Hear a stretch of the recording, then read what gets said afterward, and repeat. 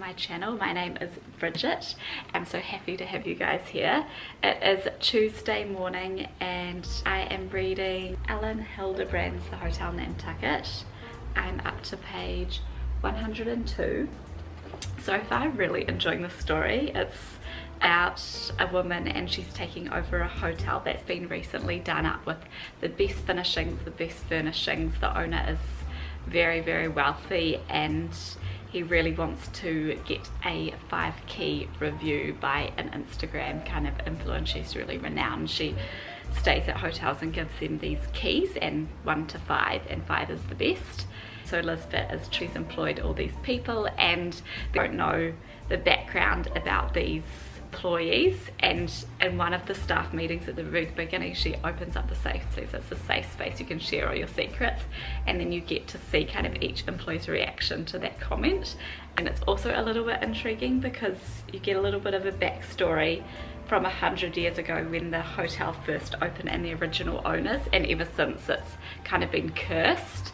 You know, this year it's the hotel of the summer and it's kind of got a little bit of hype going. There's talk of the town that this, you know, really wealthy guy has bought it and done it up. The thing is, from 100 years ago, the owner had an affair with one of the employees at the hotel, and then she ended up being burnt in the hotel. There's a ghost situation, and Grace, is the ghost who was burned 100 years ago, and she kind of pops up throughout the story. It's very good so far. I keep reading and see where it goes.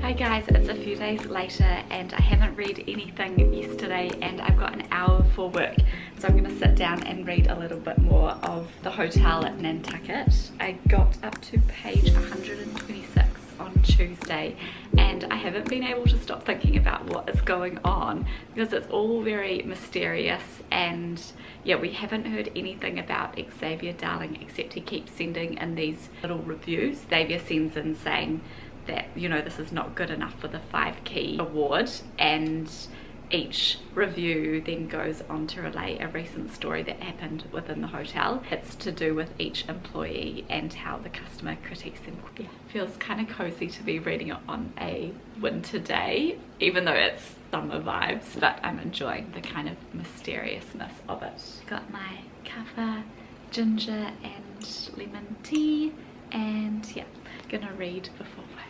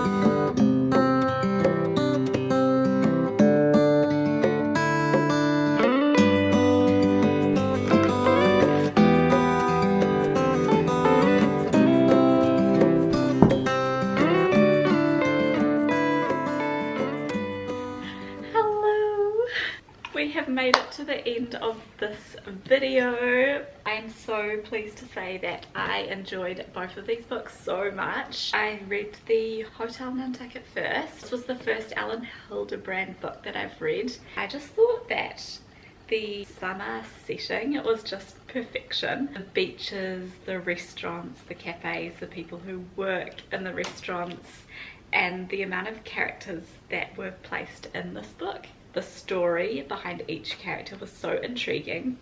It definitely had a sense of suspense and intrigue at the beginning. Character development was really good. By the end there was a sense of belonging. The parallels that I noticed between these two books is that Elin really knows how to tie an ending to a book. It feels so wholesome. On the two that I've read, that's what I've noticed, like all the strings have been tied together and you feel a sense of nostalgia. You've got to know these characters and it's coming to an end.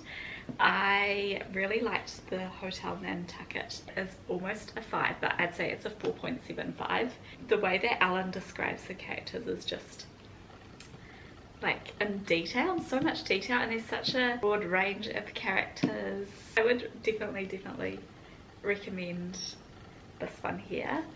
And then I read Swan Song. It starts off with the chief's, he's the chief of the police force and it's his point of view. The characters get drawn in are that his daughter meets Coco on the ferry over from mainland to Nantucket. And Coco stays at their house for a few days and you get to meet the chief's wife and then her friends, and then Coco stays with the chief, Casey, the chief's daughter, until she settles in, and she's got a job with the Richardsons. And the Richardsons, nobody knows them, they're very new to town. They start to get a bit of a reputation because they throw these lavish parties. Leslie and Bull Richardson, nobody kind of knows where they came from, they just turn up in Nantucket. You kind of get the whole story, so it starts with the chief and then you kind of get to know all the characters, all the friends that come to the party, and then something happens and there's a bit of a mystery, and it's the chief's last case because he is retiring actually, so I forgot to mention that. This one leaves you with a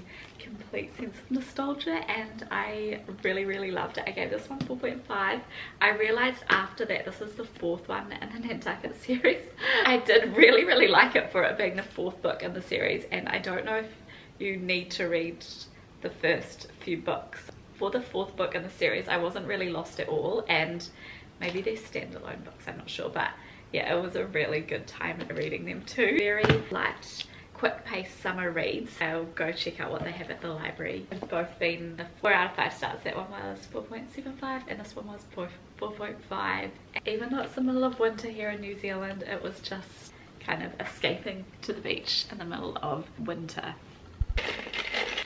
That is the end of this video. I appreciate you guys so much for watching and coming along for the book vlog. I am gonna go return these books to the library. I will see you in the next video. It's such a fun time and I hope to see you guys in the next video. I appreciate you so much, and if you've read any Elin, let me know in the comments below. Would love to hear your thoughts and recommendations on what is the best Elin Hilderbrand book to read next. Thank you again for watching. I will see you in the next video. It's time to go return these books back. Bye!